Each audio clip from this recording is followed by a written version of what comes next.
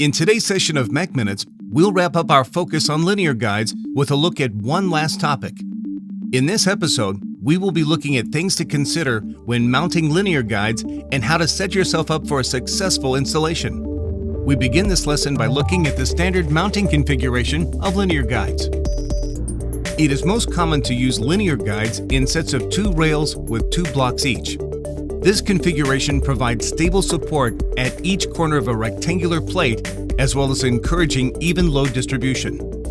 The primary or master rail is the linear guide rail that is assembled and aligned first, followed by the subsidiary rail, which should be aligned to the master rail.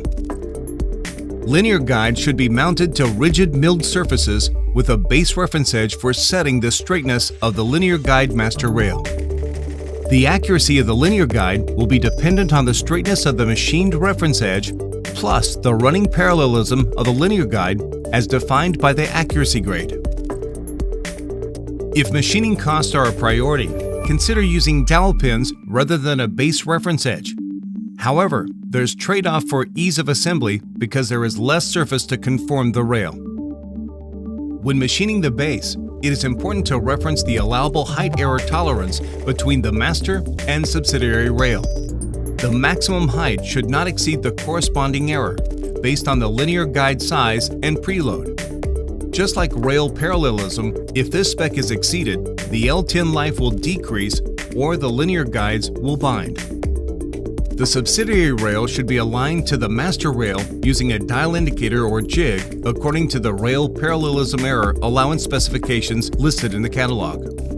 If the rails are not aligned within the specification, L10 life will decrease or the linear guides will bind. Miniature linear guides and linear guides with a preload are much less forgiving than standard-sized linear guides.